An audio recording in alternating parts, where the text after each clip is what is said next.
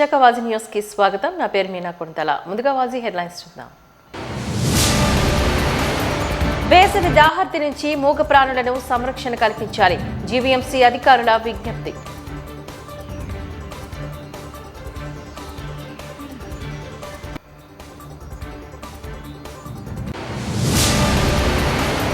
మధురవాడ ప్రేమ ఉన్మాది నవీన్ ను ఉరిశిక్ష విధించాలి. MLC Varudu Kalyani demand.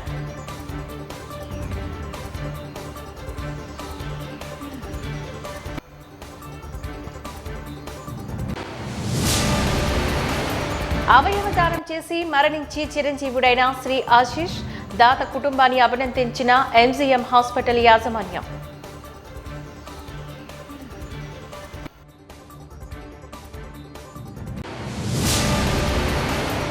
ఇక డీటెయిల్స్ చూద్దాం.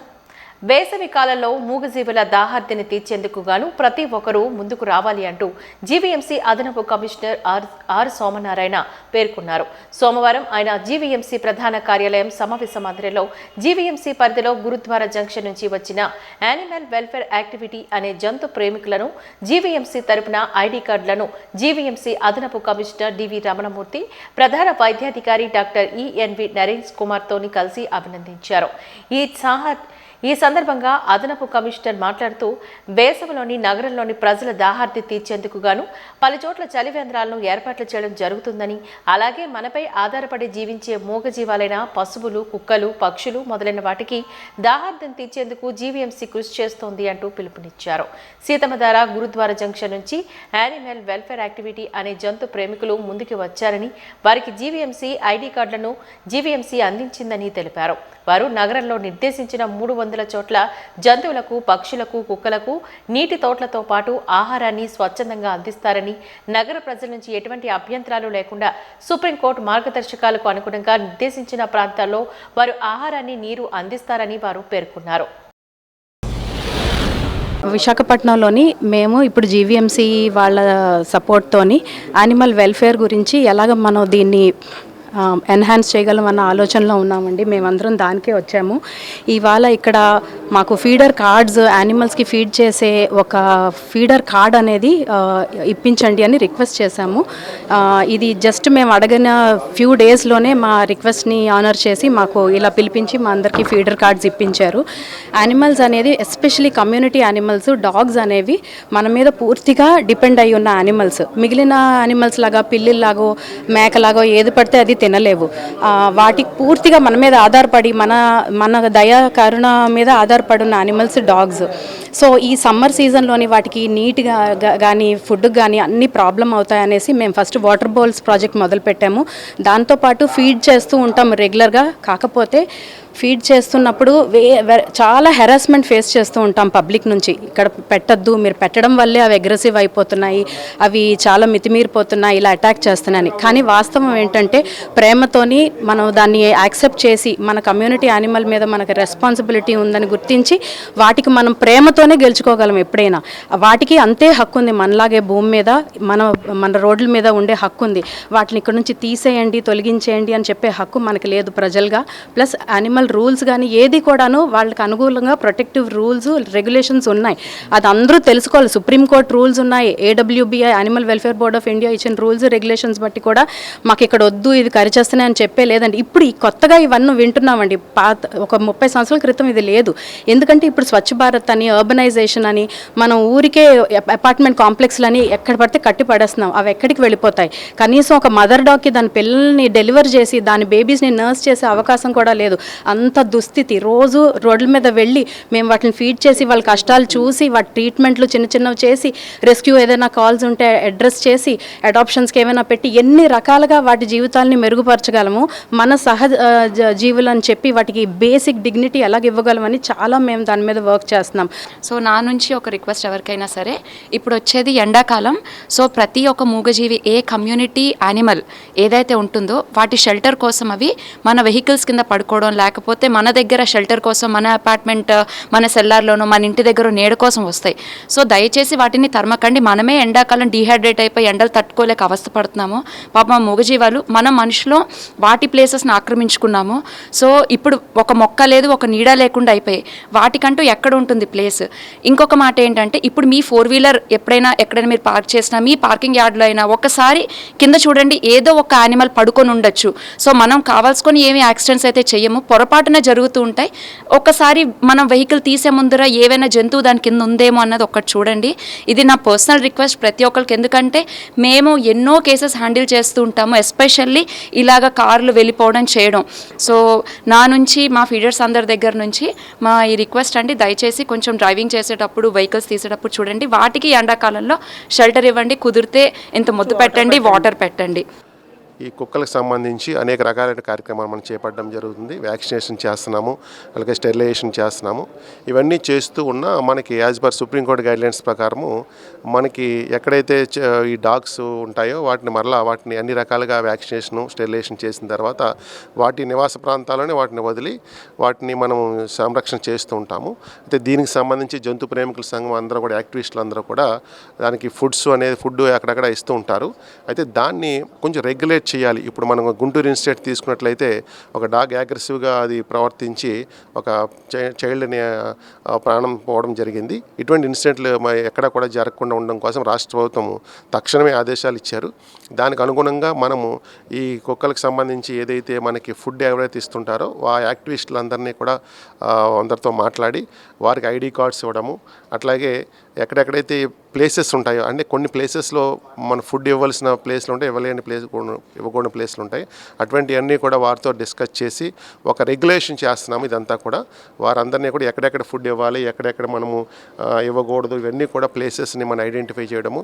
తద్వారా వారికి కూడా ఈజీగా ఉంటుంది, మనకు కూడా సిస్టమ్ కంట్రోల్గా వెళ్తుంది. కాబట్టి ఈ డాగ్స్ అనేది ఈ రెండు రకాలుగా మనము డాగ్స్ని పూర్తిగా బయటికి పంపించే పరిస్థితి లేదు, అట్లాగని చెప్పి వాటి అగ్రెసివ్నెస్ని మనం యాక్సెప్ట్ చేసే పరిస్థితి లేదు. సో ఇది బ్యాలెన్స్ చేసుకోవాలి. బ్యాలెన్స్ చేసుకుంటూ వాటిని సంరక్షణ చూస్తూ, అలాగే మనందుకన్నా ముఖ్యంగా పిల్లల సంరక్షణ ఇవన్నీ కూడా మనం చూసుకోవాలి. కాబట్టి యాజ్ ఏ నగరపాలక సంస్థగా మా బాధ్యత ఉంటుంది. రాష్ట్ర ప్రభుత్వం కూడా దాని మీద స్పష్టమైన ఆదేశాలు ఇచ్చారు. సో అన్ని రకాలుగా ఏదైతే సుప్రీంకోర్టు మార్గదర్శకాలకు అనుగుణంగా మనము ఇవన్నీ కూడా జంతు ప్రేమికుల మనకి ఏదైతే చట్టాలు ఉన్నాయో దానికి అనుగుణంగా మేము అన్ని చర్యలు చేపడతాము. లిటిల్ ఏంజల్ స్కూల్ యాజమాన్యం సంవత్సరాల తరబడి కార్మికుల చేత చాకరీ చేయించుకోవడమే తప్ప చట్ట ప్రకారం కార్మికులకు రావాల్సిన గ్రాట్యుటీ, లీవల్ కాన్వెంట్ చెల్లించడం లేదు అంటూ కార్మికులు క్రమశిక్షణగా అంకితభావంతో పనిచేయాలని యాజమాన్యం నీతులు చెబుతోంది తప్ప యాజమాన్యం మాత్రం చట్టాన్ని తొంగలో తొక్కి కార్మికులకు రావాల్సిన బకాయిలను ఎగ్గొట్టి డ్రైవర్స్కు ఎక్కువ జీతాలు చెల్లించాలని 3 బస్సు డ్రైవర్లను తాగి వచ్చారు తప్పుడు అభియోగం మోపి ఉద్యోగం నుంచి తొలగించడమే కాకుండా వారికి రావాల్సిన లక్షణాలు గ్రాట్యుటీ ఎగ్గొట్టి మరో 3 కార్మికులను రిటైర్డ్ 2 సంవత్సరాలు గడిచినా వారికి రావాల్సిన గ్రాట్యుటీ ఎగ్గొట్టాలని చూస్తోంది. యాజమాన్యంపై యూనియన్ ఒత్తిడి చేయడంతో యాజమాన్యం కొంతవరకు గ్రాట్యుటీ కల్పిస్తోంది. చట్టపరంగా పూర్తిగా గ్రాట్యుటీ చెల్లించాలని కార్మికులు పోరాడుతున్నారు. మొత్తం 15 మంది కార్మికులు యాజమాన్యం లక్షలాది రూపాయల బకాయి పడింది. లేబర్ కమిషనర్ 9 ఏప్రిల్ 2025 లోపల పరిష్కారం చేయాలని యాజమాన్యానికి ఆదేశించడం జరిగింది. యాజమాన్యం మొండి వైఖరి వీడనాడాలని, కార్మిక సమస్యలను పరిష్కారం చేయాలని, లేని పక్షంలో ఆందోళన ఉధృతం చేస్తామని ఈ సందర్భంగా వైరాజు హెచ్చరించారు. యాజమాన్యం ఆదేశానుసారంగా క్రమశిక్షణగా వాళ్ళు ఏం చెప్తే అది చేసి ఆ విధులు నిర్వహించి యాజమాన్యానికి కానీ పాఠశాలకు కానీ ఎటువంటి చెడ్డ పేరు లేకుండా చేసామండి. ఇప్పుడు మాకు రిటైర్మెంట్ అయిపోయిన తర్వాత రిటైర్మెంట్ బెనిఫిట్స్ ఇస్తానని చెప్పారు, కానీ కొద్దిగా ఇచ్చేసి సరిపెట్టుకుంటున్నారు. అదే మీకు సెటిల్మెంట్ చేసామని చెప్తున్నారు. అందువల్ల మేము మాకు ఫుల్గా సెటిల్ చేయమని, మాకు రావాల్సిన రిటైర్మెంట్ బెనిఫిట్స్, పిఎఫ్, బోనస్లు ఇవన్నీ కలిపి వచ్చేటట్లు మాకు ఇవ్వమని అడిగామండి. మేనేజ్మెంట్ వారు మీకు ఇచ్చాం కదా, అదే మీకు సరిపోద్ది అని చెప్పారండి. మేము మాత్రం ల్యాబ్ యాక్ట్ ప్రకారంగా మాకు ఏటేటి వస్తుందో అన్నీ సెటిల్ చేయమని మేము అడిగామండి. భవిష్యత్తులో కూడా 15 మంది మేము బయటకు వచ్చామండి. మాకు ఎటువంటి న్యాయం కూడా జరగలేదు. 3 కార్మికులకు అర్ధంతరంగా తీశారు. ఆ తీసిన కార్మికులకు కూడా వాళ్ళకి ఏమి ఇవ్వట్లేదు. లిటిల్ ఏంజల్స్ స్కూల్ యాజమాన్యం దాదాపు 15 మంది కార్మికుల్ని, సంవత్సరాల తరబడి పనిచేస్తున్న ఈ కార్మికులకి చట్టపరంగా రావాల్సిన గ్రాడ్యుయేట్ వగైరాలు ఇవ్వకుండా చాలా దారుణంగా వాళ్ళని ఆర్థిక ఇబ్బందులకు గురిచేస్తుంది. కార్మికులైతే మొత్తం క్రమశిక్షణగా నిజాయితీగా పనిచేయాలని యాజమాన్యం ఎప్పుడు చెప్పడం జరుగుతుంది. కానీ యాజమాన్యం మాత్రం కార్మికులకు రావాల్సిన హక్కులు ఏవైతే ఉన్నాయో గ్రాడ్యుయేటీ కానీ లీవ్ వేజ్ కానీ వాళ్ళకి నోటీస్ పేలు కానీ ఇవి ఏవి ఇవ్వకుండా ఈరోజు దాదాపు 6 మాసాల నుంచి 7 మాసాల నుంచి వీళ్ళని ఇబ్బంది పెట్టడం జరుగుతుంది. లేబర్ కమిషనర్ గారు 9వ తేదీన మీరు ఇవన్నీ సమస్య పరిష్కారం చేయాలి, లేకపోతే మీ మీద కేసు వేస్తామనేసి హెచ్చరించారు. మరి 9వ తేదీన లిటిల్ ఏంజల్స్ యాజమాన్యం ఈ సమస్యలన్నీ పరిష్కారం చేయకపోతే రాబోయే కాలంలో పెద్ద ఎత్తున ఆందోళనకి సిద్ధమవుతున్నాం. మొత్తం విశాఖపట్నంలో ఉన్న అన్ని ప్రాంతాల్లో పాంప్లెట్లు పోస్టర్లు వేసి యాజమాన్యం యొక్క దుర్మార్గాన్ని బహిర్గతం చేస్తాం. యాజమాన్యం ఇప్పటికే పోస్టర్లు అంటించారని కార్మికుల మీద కేసులు పెట్టడం జరిగింది. ఇది చాలా దారుణం. ఒక పక్క ఏమో కార్మికులు రావాల్సిన హక్కుల్ని కాలు రాస్తూ రెండో పక్క వాళ్ళు పోస్టర్లు పాంప్లెట్లు ఆందోళనలు చేస్తే వాళ్ళ మీద పోలీసులు కేసు పెట్టి వాళ్ళకి ఇబ్బంది పెట్టడం సరైనది కాదు. 3 మన ఎంబీపీ కాలనీ పోలీస్ స్టేషన్లో లిటిల్ ఏంజల్స్ యాజమాన్యం కార్మికుల యొక్క సమస్యలు పరిష్కారం చేస్తామని చెప్పారు. అందుకనే తాత్కాలికంగా మేము ఈ ఆందోళనని ఆపడం జరిగింది. 9వ తేదీ కల్లా సమస్య పరిష్కారం చేయకపోతే ఖచ్చితంగా రాబోయే కాలంలో పెద్ద ఎత్తున ఆందోళన చేస్తాం. విద్యార్థుల యొక్క తల్లిదండ్రుల దగ్గర లక్షలాది రూపాయలు ఫీజులు వసూలు చేస్తారు. కానీ ఎక్కడ కూడా అక్కడ పేద విద్యార్థులు కానీ ఎస్సీ బీసీలు ఎస్టీ పేద విద్యార్థులు కానీ ఎక్కడ దాంట్లో విద్యార్థులకి ఫీజులు ఎక్కడ రాయితీ కల్పించడం లేదు. ప్రభుత్వం దగ్గర భూములు తీసుకున్న ఆ భూమి అంతా కూడా ప్రభుత్వం ఇచ్చిన భూమి. ఆ భూమిని ఉచితంగా తీసుకొని ఏదో నామమాత్రంగా డబ్బులు కట్టి తీసుకున్న భూమి మరి ప్రభుత్వం పెట్టిన నిబంధనలు ఏవైతే ఉన్నాయో వెనకబడిన బడుగు బలహీన వర్గాల వారికి రాయితీలు ఇవ్వాలని ఫీజులో రాయితీలు ఇవ్వాలని నిబంధన మాత్రం యాజమాన్యం పాటించడం లేదు. కాబట్టి ఇప్పటికైనా సరే లిటిల్ ఏంజల్స్ స్కూల్ యాజమాన్యం తన వైఖరి మార్చుకొని కార్మికులకు ఏవైతే ఉన్నాయో అక్రమంగా తొలగించిన 3 కార్మికులతో సహా అందరికీ కూడా నష్టపరిహారం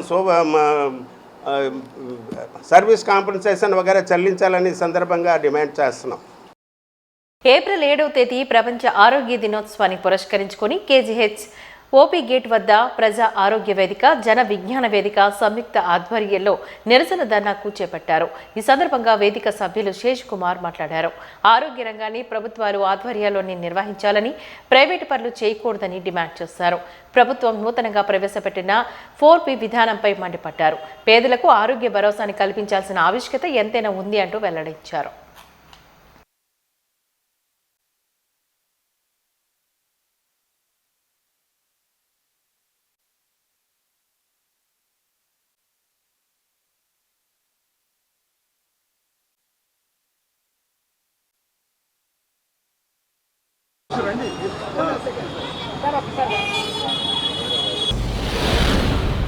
అయితే ఈరోజు ప్రపంచ ఆరోగ్య దినోత్సవ సందర్భంగా ప్రజలందరికీ అందుబాటులో హెల్త్ సర్వీసెస్ ఉండాలని, దీన్ని కమర్షియలైజ్ చేయకూడదని, ప్రభుత్వ ఆధ్వర్యంలోనే హాస్పిటల్స్ అన్నీ కూడా రన్ అవ్వాలని చెప్పేసి ప్రైవేటు వాళ్ళు ఉన్నా సరే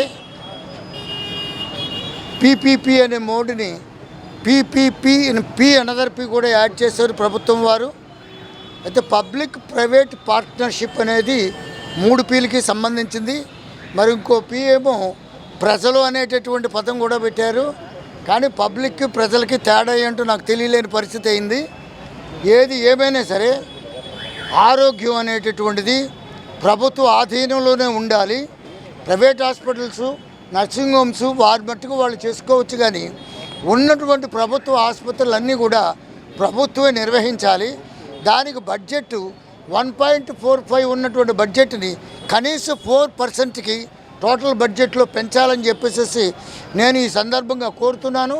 ఎందువల్లంటే ఆరోగ్యం సామాన్య మానవుడికి అందాలని అనుకుంటే ప్రభుత్వ ఆధీనంలోనే హెల్త్ ఎడ్యుకేషన్ ఉండాలి.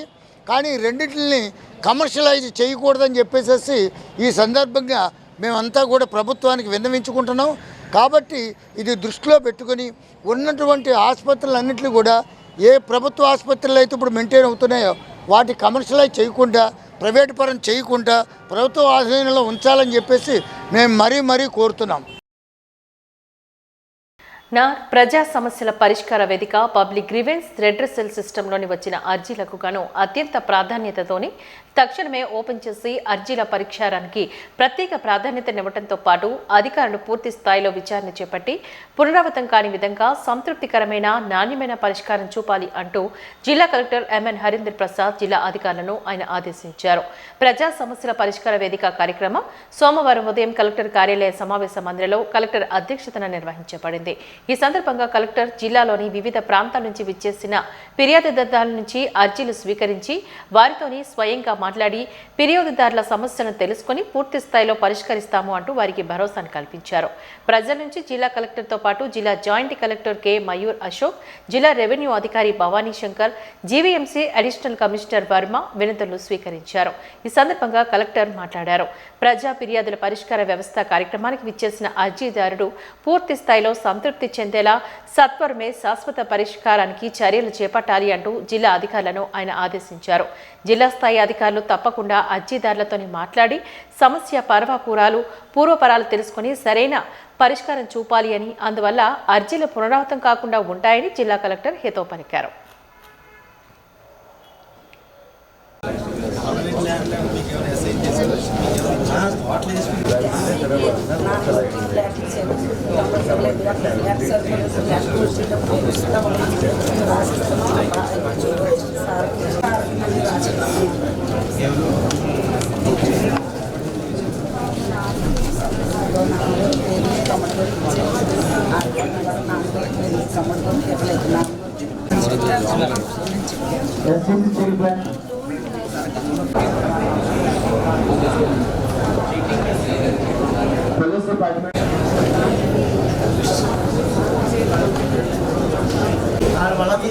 తీసుకొని పైకి వెళ్ళి కలుపుకుంటారు.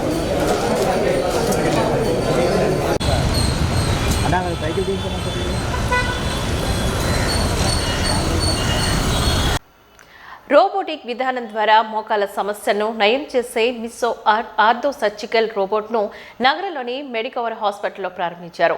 పశ్చిమ నియోజకవర్గ శాసనసభ్యులు పివిజిఆర్ నాయుడు గణబాబు ఈ కార్యక్రమానికి ముఖ్య అతిథిగా హాజరయ్యారు. ఈ సందర్భంగా ఆయన మాట్లాడుతూ మెడికల్ రోబోటిక్స్ వైద్య విధానం ద్వారా రోగులకు ఎంతో స్వాంతన చేకూరుతుందని ఆశాభావాన్ని వ్యక్తపరిచారు. డాక్టర్ ఏ ప్రతాప్ రెడ్డి ఈ సందర్భంగా మాట్లాడుతూ ఇప్పటి వరకు మోకాల మార్పిడి ద్వారా వైద్య ప్రక్రియను కొనసాగిస్తున్నామని, తాజాగా ప్రారంభించిన రోబోటిక్ విధానంతో 24 గంటల్లోనే రోగు కోలుకుంటారని వివరించారు.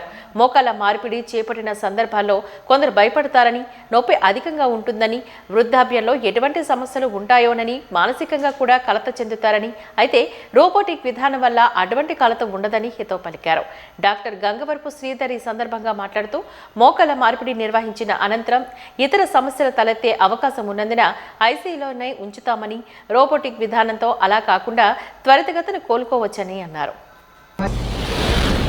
నేను doctor Sridhar Gangavarapu orthopaedic surgeon Medicover hospital MVP. So ఈరోజు మనకి చేసిన ముఖ్య ఘట్టం ఏంటంటే మన మెడికవర్ హాస్పిటల్ ఎంవీపీ విశాఖపట్నంలోని మనకి మెరిల్ మిస్సో రోబోట్ అనేది ఇనాగరేట్ చేయడం జరుగుతుందండి. సో ముఖ్యంగా మనం చూసుకున్నట్టయితే కనుక మోకాల మార్పిడి ఆపరేషన్ అనేది ఆర్థోపెడిక్స్లోని ఒక రెవల్యూషనరీ సర్జరీ. అయితే ఏదైతే మన మోకాలు బాగా అరిగిపోయి పేషెంట్స్ నడవలేని పరిస్థితిలో ఉంటారో, మన పేరెంట్స్ కానీ గ్రాండ్ పేరెంట్స్ కానీ నడవలేని స్థితిలో ఉన్నప్పుడు వాళ్ళకి ఈ మోకాల మార్పిడి సర్జరీ ద్వారా వాళ్ళ యొక్క ఇండిపెండెంట్ లైఫ్ అంటే సొంతంగా వాళ్ళ పనులు వాళ్ళు చేసుకున్నట్టు మనం చేయడం జరిగిందండి.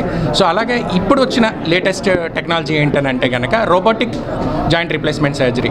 అంటే మనం ఏదైనా సర్జరీ చేసినప్పుడు మరింత ముఖ్యంగా యాక్యురసీగా ఫాస్ట్ రికవరీతోని పేషెంట్కి అత్యంత బెనిఫిట్ ఇచ్చి ఫాస్ట్గా రికవర్ అయ్యి వాళ్ళకి మనం ఏదైనా సర్జరీ చేసినప్పుడు మనం ఫస్ట్లోని మనం సర్జరీ చేసినప్పుడు అది 1 డిగ్రీయో 2 డిగ్రీయో అలా తూచాయిగా అనుకున్నది వేరు. ఇప్పుడు మనం ఉన్న ఈ రోబోట్తో ఏంటంటే సర్జరీ స్టార్టింగ్ నుంచి సర్జరీ ఎండింగ్ వరకు రోబోటే సర్జరీ మొత్తం చేయడం జరుగుతుంది.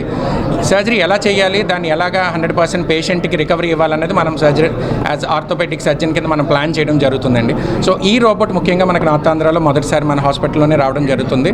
సో ఈ సర్జరీస్తోని మనము ఫాస్ట్గా పేషెంట్కి రికవరీ చేసి 1-2 రోజుల్లోనే 100% రికవరీ ఇచ్చి వాళ్ళ ఇంటికి వెళ్ళిపోయినట్టు చేయగలుగుతామండి. Thank you. Orthopaedic surgeon, Medicover hospitals, Vizag. ఇప్పుడు మనకి లేటెస్ట్ టెక్నాలజీతో, స్టేట్ ఆఫ్ ద ఆర్ట్ ఇన్నోవేషన్తో వచ్చిన ఈ మిస్సో రోబోట్ మన మెడికవర్ వైజాగ్లో అవైలబుల్ ఉందండి. దీంతో మనం కాంప్లెక్స్ నీ రీప్లేస్మెంట్స్ అంటే క్లిష్టమైన కీళ్ళ మార్పిడిని కూడా సులువుగా చేయడానికి మనకి టెక్నాలజీ అనేది అవైలబుల్ ఉందండి. మనము ప్రెసిషన్తో అంటే 1 mm ప్రెసిషన్ అంటే మనము చేతికి కూడా మనకు కనిపినంత ప్రెసిషన్తో ఈ కీళ్ళ మార్పిడిని ఆపరేషన్ మనం చేయగలుగుతాం. దీంతో మనం ఈ కష్టమైన సర్జరీస్ కూడా సులువుగా చేయడానికి అవకాశం ఉంటుంది. ఆపరేషన్ చేసిన తర్వాత వెంటనే మరుసటి రోజు పేషెంట్ నడిపించడానికి మనకు అవకాశం ఉంటుంది. దీంతో ఈ టెక్నాలజీ ఉపయోగించుకోవడానికి వైజాగ్ వాసులు చుట్టుపక్కల ఉన్న అందరికీ ఈ అవైలబుల్ మనకి మెడికవర్ వైజాగ్లో ఉందండి.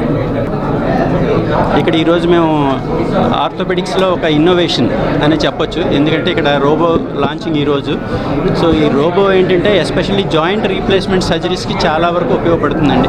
ఈ జాయింట్ రీప్లేస్మెంట్ సర్జరీస్ అనగానే పేషెంట్స్లో ఇప్పటికీ ఈరోజు ఇన్ని సంవత్సరాల నుంచి జాయింట్ రీప్లేస్మెంట్స్ అవుతున్నా సరే ఈరోజు ఫస్ట్ పేషెంట్ మా దగ్గరికి వచ్చినప్పుడు ఇలాగ ఆపరేషన్ చేయాలనగానే ఫస్ట్ క్వశ్చన్ ఏంటంటే ఆఫ్టర్ సర్జరీ చాలా నొప్పి ఎక్కువ ఉంటుందంట, ఎంతవరకు సక్సెస్ రేటు, చాలా కాంప్లికేషన్స్ ఉంటాయని ఇప్పటికీ అడుగుతూనే ఉంటారు.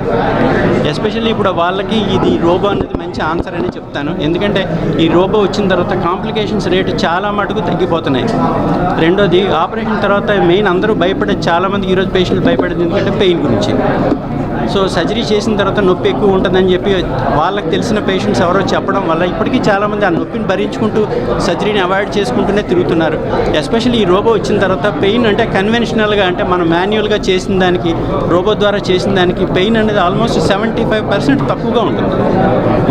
అలాగే కాంప్లికేషన్స్ ఎస్పెషల్లీ ఇందాక నేను చెప్పినట్టుగా ఈ పోస్ట్ ఆపరేటివ్ తర్వాత ఒక లైఫ్ థ్రెట్ ఒక complication that is called fat embolism అంటామండి. ఈ ఫ్యాట్ ఎంబాలిజం అనేది ఆల్మోస్ట్ 0%కి వచ్చిందనే చెప్పొచ్చు.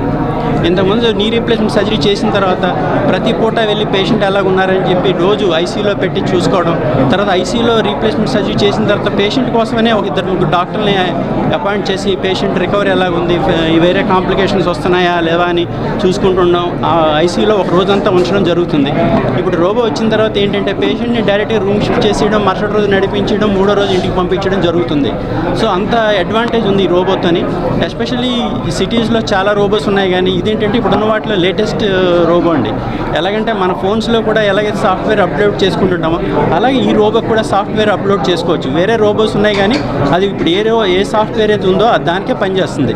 ఇప్పుడు లేటెస్ట్ సాఫ్ట్వేర్ ఏదైనా వచ్చిందంటే ఆ రోబోస్కి అప్లోడ్ చేయడం చాలా కష్టం. ఇదేంటంటే సాఫ్ట్వేర్ అప్డేట్ చేసుకుంటూ ఉంటుంది కాబట్టి ఉన్న వాటిలో ఇది బెస్ట్ అని నేను చెప్తాను. ప్లస్ దీని ద్వారా ఏంటంటే మెయిన్ పోస్ట్ ఆపరేటివ్గా పెయిన్ తక్కువగా ఉంటుంది. తర్వాత ఎర్లీగా మొబిలైజ్ చేస్తాం. Accurate perfection. ఇప్పుడు ఎలా ఉంటుందంటే ఒకే మనిషిని ఒక 4-5 గీతలు గీయమంటే ప్రతి గీతకి తేడా వస్తుంది. వేరే రోబోతో 4-5 గీతలు కాదు కదా, 10 గీతలు గీయమన్నా సరే గీత అలాగే ఉంటుంది. అంటే ఈవెన్ ఒకే రోజు మేము 3-4 సర్జరీలు చేసినప్పుడు 4వ సర్జరీకి వచ్చేసరికి మనం ఎంతైనా హ్యూమన్స్ కొంచెం అలిసిపోవడం, కొంత యాక్యురసీ తగ్గడం లాంటివి జరుగుతూ ఉంటుంది. వేరే రోబోతో ఏంటంటే రోజుకి 10 కేసులు చేసిన ఫస్ట్ కేసు ఎంత పర్ఫెక్ట్గా చేసామో 10వ కేసు కూడా అంతే పర్ఫెక్ట్గా చేస్తాం. అది నమ్మకం అనమాట. అది సాఫ్ట్వేర్ తాలూకా గొప్పతనం. కాబట్టి ఈ రోబో వచ్చిన తర్వాత యాక్యురసీ పెరగడం, పర్ఫెక్షన్ పెరగడం, పేషెంట్కి మన కష్టం అంతా పేషెంట్ ఆపరేషన్ తర్వాత బాగుండాలి అనేది. మా దగ్గర రోబో ప్రోగ్రామ్ అనేది లాస్ట్ 2 years నుంచి జరుగుతుంది. ఈరోజు మేము ఆర్థో రోబోని ఇంక్లూడ్ చేసాము. ఇంతకుముందు లాస్ట్ 2 years నుంచి మిగతా రోబోటిక్ అంటే ఆంకాలజీలో కానీ లేదంటే జనరల్ సర్జరీలో కానీ ల్యాప్రోస్కోపిక్ కానీ గైనిక్ కానీ సంబంధించిన ఆపరేషన్లో రోబో ఆల్రెడీ వాడుతున్నాము. అది ఇండియాలోనే most advanced robo. Highest number of robotic surgeries India మొత్తం మీద మెడికవర్ హాస్పిటల్లో జరిగాయి. ఈరోజు మా హాస్పిటల్లో ఇంకొక కలుగుతున్న ఏంటంటే ఆర్థో రోబోలో ఏంటంటే ఈ నీ రీప్లేస్మెంట్స్ ఆల్రెడీ డాక్టర్లు చెప్పినట్టు నీ రీప్లేస్మెంట్స్కి ఈ ఆర్థో రోబో వాడుతున్నాము. దీనివల్ల అడ్వాంటేజ్ ఏంటంటే సర్జరీ రోబోటిక్ వల్ల సర్జరీ డ్యూరేషన్ తగ్గుతుంది. మోస్ట్ ప్రిసైజ్ సర్జరీ ఇన్సెషన్ జరుగుతాయి అన్నమాట. అంటే మిల్లీమీటర్ తలక డిఫరెన్స్ కూడాను రోబో క్యాల్కులేట్ చేసుకుంటూ సర్జన్ అసిస్ట్గా ఇంకా బెటర్ రిజల్ట్స్ లెస్ టైంలో ఫాస్ట్ రికవరీకి రోబోస్ అనేవి ఉపయోగపడతాయి. దీనివల్ల ఓల్డేజ్ పేషెంట్స్ కావచ్చు, ఇతరత్ర వ్యాధులు ఉన్న పేషెంట్లు కావచ్చు, వీళ్ళందరూ కూడాను ఫాస్ట్గా రికవర్ అవ్వడానికి, వాళ్ళకి బెటర్ ఎనస్థీషియా టైం తగ్గించడం కోసం, పెయిన్ అనేది తక్కువ అవ్వడం కోసం బెటర్ వూండ్ హీలింగ్ అనేది దీనిలో జరుగుతుందన్నమాట. మధురవాడ ప్రేమోన్మాది కేసులు బాధితులను చూస్తే రాష్ట్రంలోని శాంతి భద్రతలు ఎలా ఉన్నాయో తెలుస్తోంది అంటూ వైసీపీ ఎమ్మెల్సీ రాష్ట్ర మహిళా అధ్యక్షురాలు వరదు కళ్యాణి ఆవేదన వ్యక్తం చేశారు. విశాఖ మెడికవర్ హాస్పిటల్లో బాధితురాలు దీపికను పరామర్శించిన అనంతరం విలేకరుల సమావేశంలో ఆమె మండిపడ్డారు. నిందితుడు నవీన్ను ఉరితీయాలి అంటూ డిమాండ్ చేశారు. తల్లి చనిపోయింది, ఇద్దరు తల్లిని ఈమెని కలిపి దారుణంగా కత్తితో దాడి చేస్తే పట్టపగలు తల్లి అక్కడికక్కడే రక్తపు మడుగులో పడి చనిపోవడం జరిగింది. ఈ పాపకి అంత గట్టిగా గాయమయ్యి అదృష్టవశాత్తు ప్రాణాలతో బయటపడింది. అసలు నిజంగా చాలా బాధాకరం. కుటుంబ సభ్యులైతే ఆ వ్యక్తికి ఉరిశిక్ష వేయాలని కోరుకుంటున్నారు. ఒక మహిళగా నేనైతే మాత్రం అంత తప్పు చేసిన వ్యక్తికి ఉరిశిక్ష వేసిన తప్పు లేదు అని భావిస్తూ ఉన్నాను. ఇలాంటి పనులు చేసే వాళ్ళకి కఠినమైన శిక్షలు వేస్తేనా ఇంకొకసారి ఇలాంటి పనులు చేయరు. వాళ్ళని చూసి భయపడి ఇలాంటి పనులు చేయడానికి దుర్మార్గులు భయపడతారు. ఈ రాష్ట్రంలో కూటమి ప్రభుత్వం అధికారంలోకి వచ్చాక వరుస సంఘటనలు మనం చూస్తూ ఉన్నాం. రోజు ఏదో ఒక సంఘటన. అసలు రోజుకి 70-80 సంఘటనలు మహిళల మీద, చిన్నారుల మీద దాడులు, అత్యాచారాలు, అఘాయిత్యాలు జరుగుతున్నాయి. అంటే గంటకి 3-4 సంఘటనలు జరుగుతున్నాయంటే భద్రత ఎంత దారుణంగా ఉందో మనం అర్థం చేసుకోవచ్చు. అంత దారుణమైన పరిస్థితులు ఇక్కడ ఉన్నాయి. ఎందుకంటే ముఖ్యమంత్రి గారు కానీ, డిప్యూటీ సీఎం గారు కానీ, అలాగే హోమ్ మినిస్టర్ గారు కానీ మహిళల భద్రతని పట్టించుకోవట్లేదు అనేది గత కొన్ని రోజులుగా జరుగుతున్న సంఘటనలు చూస్తే మనకు అర్థమవుతుంది. గత 10 రోజులుగా తీసుకున్నాం. ఈ దీపిక సంఘటన జరిగింది. ఆ తర్వాత రోజే తీసుకుంటే కంచరపాలెం, ఇదే విశాఖపట్నం హోమ్ మినిస్టర్ గారు నివాసం ఉంటున్న జిల్లా. ఈ జిల్లాలో కంచరపాలెంలో ఒక మానసిక వికలాంగురాలిపై అఘాయిత్యం జరిగింది. అలాగే అప్పూగారి ప్రాంతంలో మనం చూసాం, ఒక మైనర్ బాలిక మీద అఘాయిత్యం, అత్యాచారం చేయడం జరిగింది. అలాగే చంద్రబాబు నాయుడు గారి నియోజకవర్గం కుప్పంలో గిడ్డగానిపేంట గ్రామంలో టీడీపీ కార్యకర్తే ఒక మైనర్ బాలిక మీద లైంగిక దాడి చేస్తే ఎంత ఘోరం అంటే శీలానికి ₹1,00,000 వెలకట్టడం జరిగింది. సాక్షాత్తు ముఖ్యమంత్రి గారి సొంత నియోజకవర్గంలో మహిళల మాన ప్రాణాల పరిస్థితి ఎంత ఘోరంగా ఉంటే, ఎంత గతి పడితే ఇంక ఏమనుకోవాలి చెప్పండి. అలాగే హోమ్ మినిస్టర్ ఇన్ఛార్జ్గా ఉన్న జిల్లా విజయనగరం జిల్లా గరివిడి మండలంలో మనం చూసాం. ఇలాగే ఒక అమ్మాయి మీద దాడి చేయడం జరిగింది. మా చిన్న శ్రీను గారు మొన్ననే వెళ్ళి పరామర్శ చేయడం జరిగింది. అలాగే తీసుకుంటే అదే విజయనగరం జిల్లా, ఇదే హోమ్ మినిస్టర్ గారు ఇన్ఛార్జ్గా ఉన్న విజయనగరం జిల్లా ఎల్కోట మండలంలో 4 సంవత్సరాల చిన్నారి మీద అత్యాచారం. అంటే ఎన్ని సంఘటనలు వింటాం. అలాగే సత్తెనపల్లి నియోజకవర్గంలో ఒక అంగన్వాడీ టీచర్ని టీడీపీ కార్యకర్తే లైంగిక వేధింపులు, కోరిక తీరిస్తే ఉద్యోగం కంటిన్యూ చేస్తాం, లేదంటే ఉద్యోగం పీకేస్తామంటూ లైంగిక వేధింపులు. ఇన్ని జరుగుతుంటే ప్రభుత్వం ఏం చేస్తుంది? కళ్ళు మూసుకుంటుందా?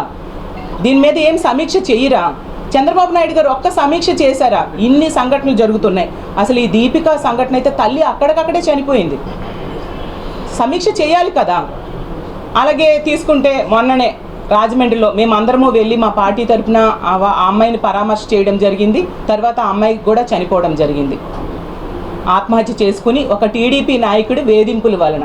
ఎంత దారుణంగా ఆమె సూసైడ్ నోట్ రాసి మరి ప్రతి అక్షరంలో కూడా అతను ఏ విధంగా వేధించాడు, ఏ విధంగా కొట్టేవాడు రాసి నా ఆత్మహత్య కారణం అతనే అని చెప్పి ఆత్మహత్య చేసుకోవడం జరిగింది. ఆ నాగాంజలి అనే అమ్మాయి 13 రోజులు ఆమె ప్రాణాలతో ఉంది. ఆ రాజమండ్రి మీదుగా హోమ్ మినిస్టర్ గారు ఎన్నోసార్లు తిరిగి ఉంటారు, కానీ కనీసం వెళ్ళి పరామర్శ చేయడం లేదు. ఇప్పుడేమో ఆమె చనిపోయాక డిప్యూటీ సీఎం గారేమో శ్రద్ధాంజలి ఘటించారట. ఎవరికి కావాలి శ్రద్ధాంజలి?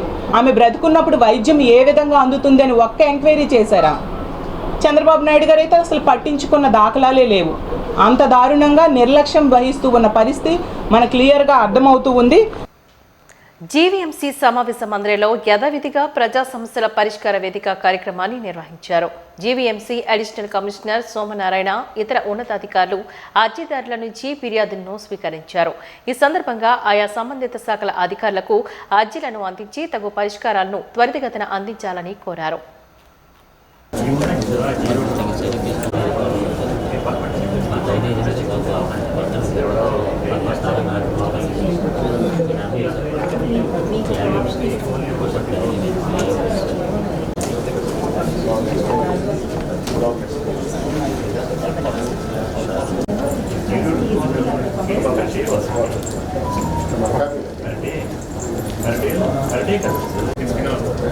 దీంట్లో 60% ఆటోమేటిక్గా పడతారు, లేదంటే నెక్స్ట్ అందులో ఇప్పుడు దాటికి ఇందులో మనం ఏం చెప్తే దగ్గర అవుతాం కండిషన్ అందరూ ఇచ్చేస్తారు. 60% ఆటోమేటిక్ మాట్లాడి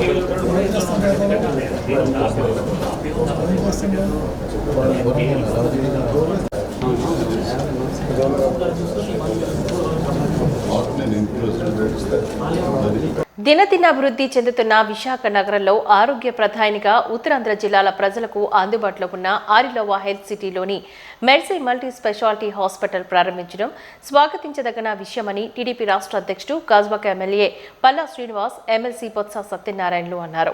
1,00,000 అడుగుల విస్తీర్ణంలో 5 అంతస్తుల భవనంలో 108 పడకలతో అత్యాధునిక టెక్నాలజీతో నిర్మితమైన మెర్సీ హాస్పిటల్ను chairperson and managing director doctor శిరీషారాణితో కలిసి వారు ప్రారంభించారు.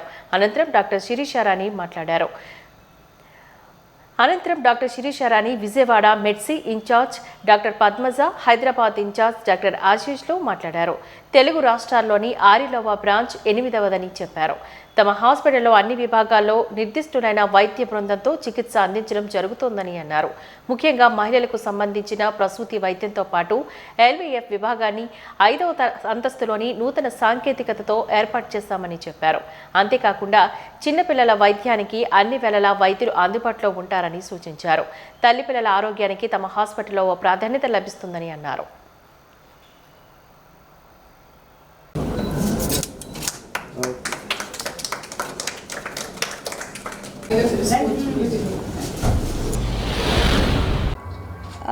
వన్ 108 బెడ్స్ హాస్పిటల్ ఇది మెయిన్గా gynaec and mother and child, IVF and other multi speciality అన్ని స్పెషాలిటీస్ కూడా ఇందులో ఉన్నాయి. సో బేసికలీ విమెన్ హెల్త్ గురించి మేము ఎక్కువ కాన్సన్ట్రేట్ చేస్తున్నాము. అలాగే ఐసీయూస్ అంటే బాగా సిక్ అయిన పేషెంట్స్ అంటే న్యూరో కానీ ఆర్థో కానీ సర్జరీస్ తర్వాత ఐసీయూస్ అంటే చాలా వెల్ ఎక్విప్డ్ ఐసీయూస్ ఉన్నాయి. అలాగే ఐవీఎఫ్ వెల్ అడ్వాన్స్డ్. అండ్ ఈరోజు మేము కొత్త branch cosmetic gynaecology doctor Navneet గారు ఢిల్లీ నుంచి వచ్చారు. సో ఆ బ్రాంచ్ కూడా ఈరోజు ఓపెన్ చేస్తున్నాము. బేసికల్లీ మేము మెడ్సీ గ్రూప్లో ఆంధ్రప్రదేశ్ అంతా ఉన్నాము. హైదరాబాద్లో కూడా ఒక యూనిట్ ఉంది. మన ఏరియాలో ఉన్న వాళ్ళల్లో కూడా రకరకాల ప్రాబ్లమ్స్ ఉంటాయి ఆడవాళ్ళకి. సో ఆడవాళ్ళకి ఏ ప్రాబ్లం ఉన్నా కూడా వాళ్ళకి చిన్నప్పటి నుంచి పెద్ద వయసు వరకు అన్నిటికీ కాంప్రహెన్సివ్ విమెన్స్ కేర్ ఇవ్వగలిగే కెపాసిటీ ఉన్న యూనిట్స్ మా మెడ్సీవి. సో విజయవాడ అండ్ వైజాగ్ రెండిట్లో కూడా కంప్లీట్ విమెన్స్ కేర్ ఉంది. మిగతావి ఐవీఎఫ్ యూనిట్స్ ఉన్నాయి. సో సిమిలర్ ప్రోటోకాల్స్ ఇప్పుడు మనకి కొంతమంది విజయవాడలో ఉంటారు, వాళ్ళ పేరెంట్స్ వైజాగ్లో ఉంటారు. సో అట్లా ఉన్నప్పుడు కూడా కంటిన్యూటీ ఆఫ్ కేర్ ఉండటానికి కూడా ఒకరికొకళ్ళము కలిపి పనిచేస్తే ఇట్ విల్ బి గ్రేట్ అని అందరము ఒక చైన్ లాగా గ్రూప్ లాగా పనిచేస్తున్నాం. You people have to forgive me. I would try to learn Telugu very soon, but I'll speak in English today. So I'm very happy that we have started an Elisante Center. Elisante is the India's and world's largest chain of reconstructive and cosmetic gynecology clinics. So we are headquartered in Delhi, but we have centers also in Mumbai and Hyderabad, and we have some other centers in the country. But it is Dr. Sirisha's vision that she wanted that the latest cutting edge technology must be available to the women of Andhra Pradesh, and we have launched today an Elisante Center in Medsea Hospital here at Visakhapatnam. So for all the intimate feminine health issues related to urogynecology and cosmetic gynecology and reconstructive gynecology, this will be the center where the women from Visakhapatnam as well as Andhra Pradesh will be able to get the treatments. They will be related to their quality of life, women after delivery, after pregnancy, they need certain treatments, and all of those treatments, including surgical and non-surgical, would be available here. I'll be personally coming and operating patients here once a month, and we will try that we are able to get world-class healthcare. మానవత్వంతో ఆలోచించి తమ మరణం మరీ కొంతమంది జీవితంలో వెలుగును నింపేలా శ్రీ ఆశీష్ కుటుంబం ఆలోచించి అవయవదానానికి ముందుకు రావడం హర్షణీయం. 22 ఏళ్ల శ్రీ ఆశీష్ సుభాసి సింగ్ అనే వ్యక్తి విశాఖ MCM 7 హిల్స్ హాస్పిటల్లో బ్రెయిన్ డెడ్ కావడంతో అతని కుటుంబం అవయవదానానికి ముందుకు వచ్చారు. వారి దుఃఖ సమయంలో అతని కుటుంబం తన గుండె, ఊపిరితిత్తులు, కాలేయం, మూత్రపిండాలు, చిన్న పేగు దానం చేయడం ద్వారా ఇతరులకు జీవితాన్ని బహుమతిగా ఇవ్వాలి. అది ఆలోచించడం 10 మందికి స్ఫూర్తిదాయకంగా నిలిచింది.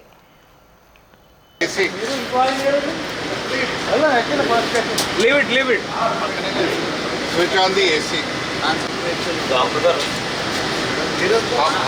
Who is left? You have a card?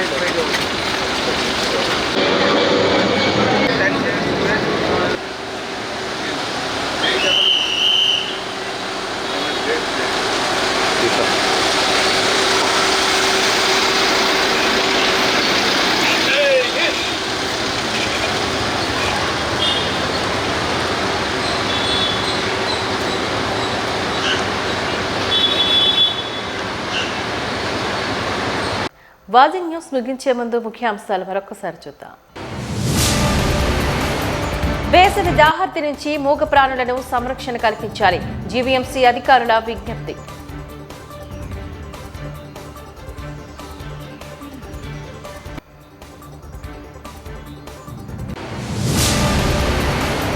Madhurawada ప్రేమ ఉన్మాది నవీన్ ను ఉరిశిక్ష విధించాలి.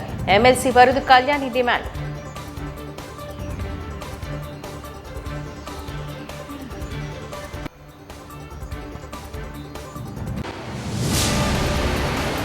అవయవ దానం చేసి మరణించి చిరంజీవుడైన శ్రీ ఆశీష్ దాత కుటుంబాన్ని అభినందించిన MCM హాస్పిటల్ యాజమాన్యం.